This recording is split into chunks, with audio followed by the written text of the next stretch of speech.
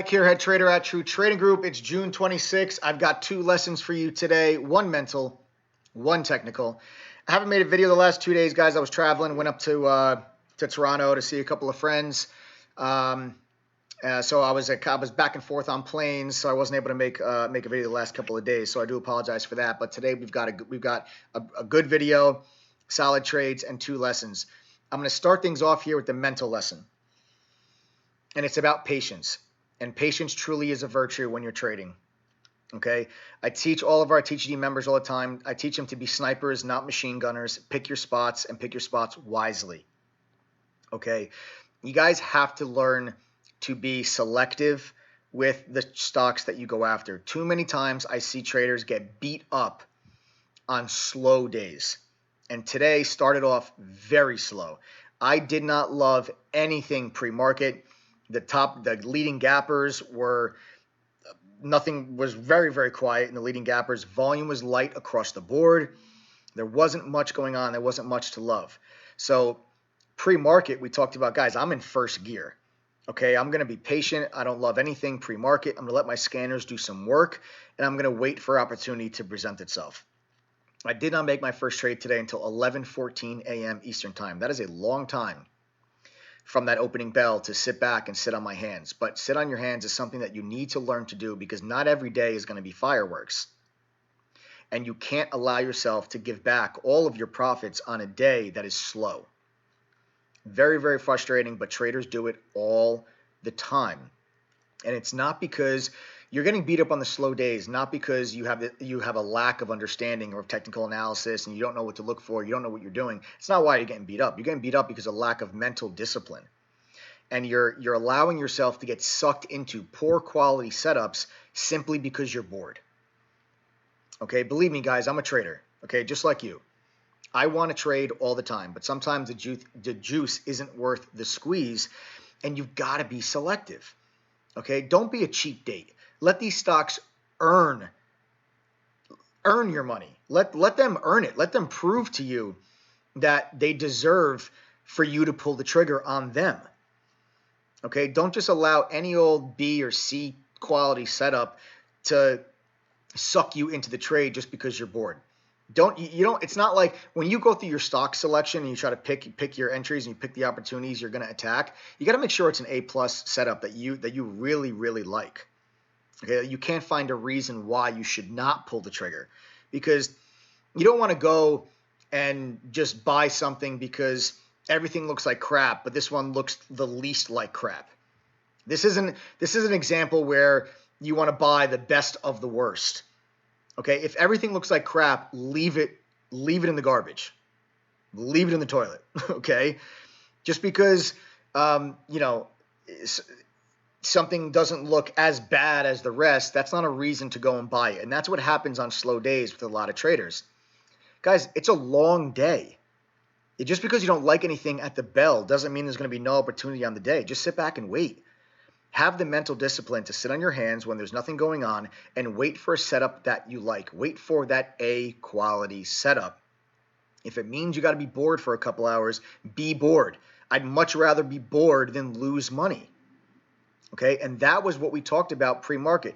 Jason comes on, another moderator at TTG. He comes on at 7:30 in the morning Eastern time in chat and goes over all the economic data, commodity movement, news, pre-market gappers, overall market sentiment, global economic stuff, geopolitical stuff, anything that could be influencing the market. And Jason starts talking about that at 7:30 with members in chat. And then I come on around like 9:15 or so, and I go through the game plan for my entire watch list. Right early on, Jason's like, guys, things are slow. My watch list is small. Then I come on, guys, things are slow. Watch list is small. I'm going to be patient.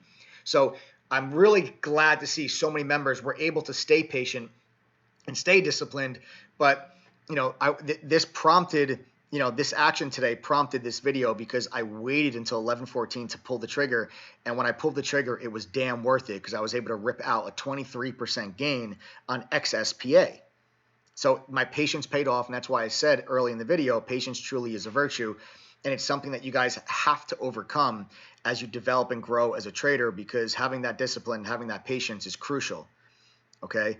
And that takes us into now my technical lesson, because what I saw on XSPA wasn't even on my watch list. I wasn't looking at a pre-market at all. Okay, but it got picked up on my scanner, high a day, volume, okay, and it's funny that that's what popped up on my scanner with the high day break and a volume scan, because that's the technical lesson I'm going to talk to you about. It has everything to do with analyzing volume on high of day breaks to identify momentum in a stock. When you're looking for stocks that have momentum, one of the things you're going to want to look for is increasing volume every time the stock breaks the high of the day. All right. When a stock breaks the high of the day, you always want to see volume increase. But when you're looking for momentum, you preferably want to see when the stock breaks the high of the day, it's the heaviest volume the stock's traded so far that day.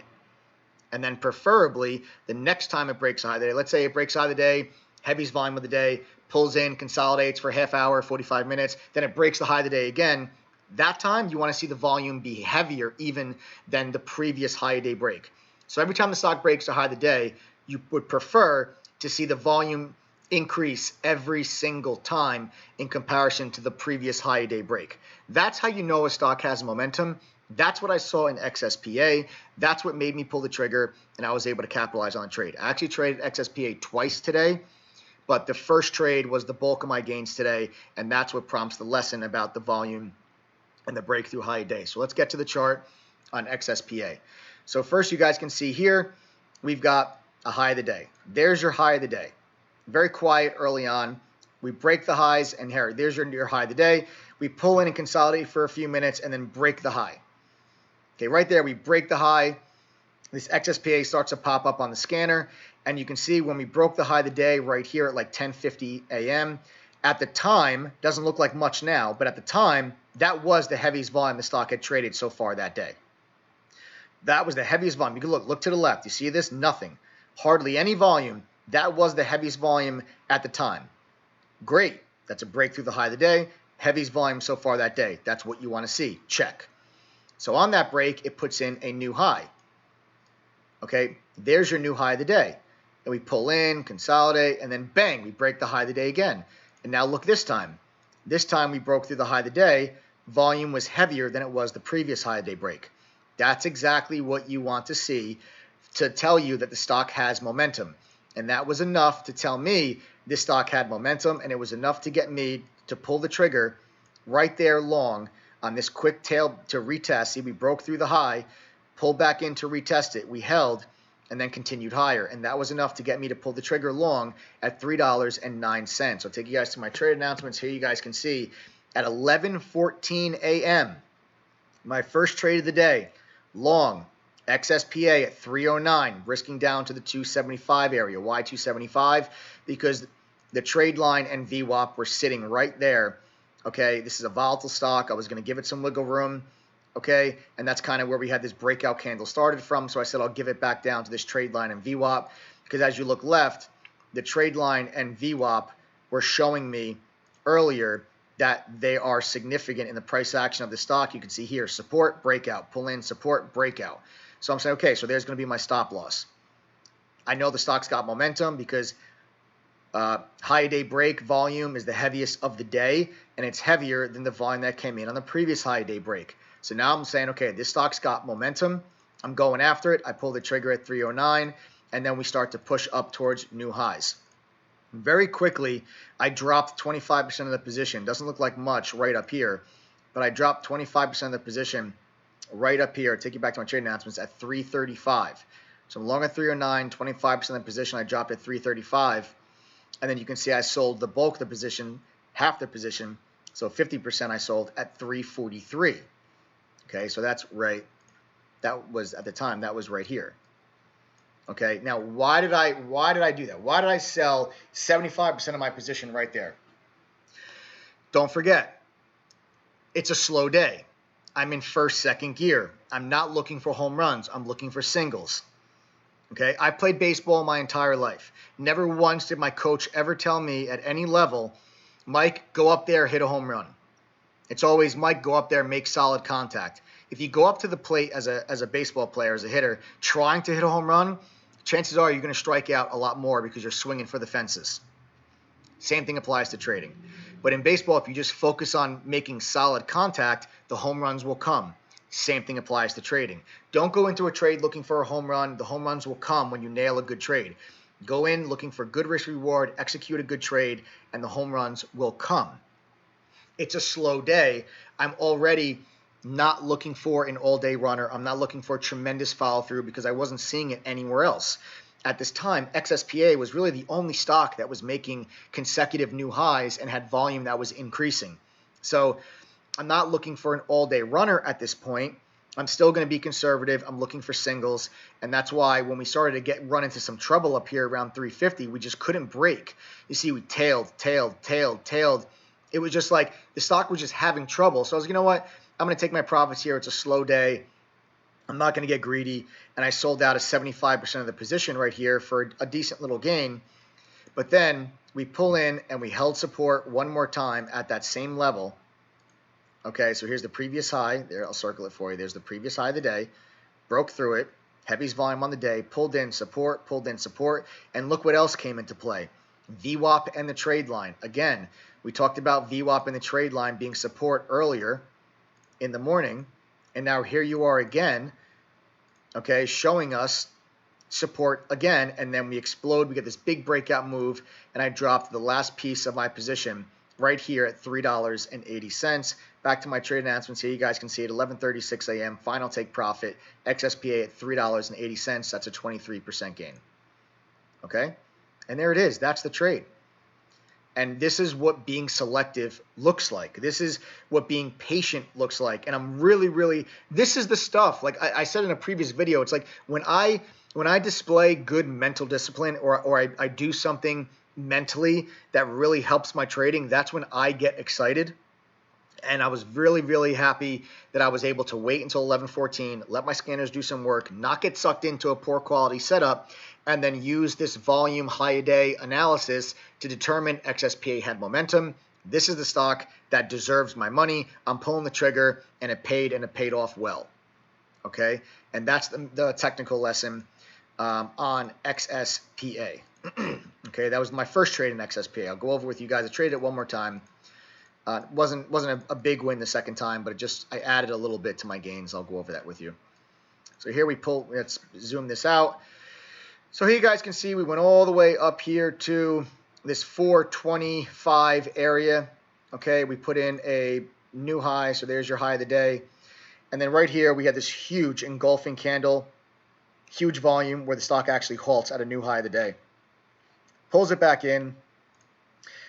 VWAP comes into play, hold support, push this thing back up. Now, this really isn't so much a technical lesson as it is just kind of me realizing and analyzing that I think there's a big short position in here, because this is how, when you have a short position that's stuck, this is how stocks trade. Very volatile, violent moves where they seemingly don't really make a lot of sense. Like, it's not a clean technical pattern that sparks the move, but they're really wide range candles, big volume, and they really come out of nowhere. That's the type of action that you get when you have a short position that's stuck in a stock with a low float. And that's what we started to see on this XSPA, because I looked at that, guys, as the perfect opportunity. This was a failed lunchtime breakout that if this thing was going to roll over, I mean, this is the perfect time to roll over during lunchtime with a failed breakout at lunch. And it was halted, so the halt kind of sucked some of the momentum out of the stock. Heavy selling volume once trading resumed. I mean, look at that selling volume once trading resumed. I said, you know what? You know, that's the perfect opportunity for the stock to fall apart. But when it did that and actually broke through the high of the day again on huge volume, I said, wow, okay, this thing, we might have a short position stuck in here. I'm going to go after this thing one more time. Okay, so I drew this line across this previous high. The halt price was right here. And I said, I'm going to get long right here. Take it back to my trade announcements at $4.40. So 1:47 p.m. I'm long at 4.40. Okay, risking back down to $4. I'm long at 4.40 to see if we consolidate and then start to squeeze, because I said we do have room up above $5 on the daily chart. If I take you guys out to the daily chart, you guys see all these tails back here up above 5. So I said, you know what, it does still have some room. Maybe we get up above 5. And then that can be my final take profit. I'm looking to just add add to my gains from earlier in the day. Let me zoom this back out. Okay, I'm protecting my profits though. When I went in here the second time, it was with smaller position size because I'm protecting my gains from earlier in the day. I'm not going to just take a loss and give back all those gains. So I'm protecting my profits with smaller position size. You can see we consolidate here for a few moments, and then bang, we push up to new highs. And again, up here, guys, I start taking more profit off the table. 488, I sold 25% of the position. 480, I sold half the position. And then 422, I sold out the last piece. So I took a loss on the last piece of my position. And the reason right here is where I sold that last piece, which sucks because just minutes later, we ended up breaking to new highs. But let me explain to you the reason why I sold out of this right here when I did. It was 3 p.m. It looked like the stock was breaking down with that huge red engulfing candle because we had just double topped right here. This was a dead even clean double top. Okay, so obviously before any of this happened, this looked to me like a double top, and we finally failed and broke because when I go to the daily chart, this is right at that resistance level. Look at the line where we double topped, literally right at the resistance level. So I said, I'm not gonna push my luck on this. We just double topped, huge red engulfing candle. I said, you know what, maybe that's it. That's the crack. The stock's going to tail now up here at this resistance level, just like we did many times in 2018 and 2019, and then we're going to pull it back in. And I didn't want to be sitting in the trade and give back more of the profits on the trade, so I exited right there at that my last piece, and then you can see we got that quick little short squeeze like right up into the close. And this was very choppy. This was a very choppy move.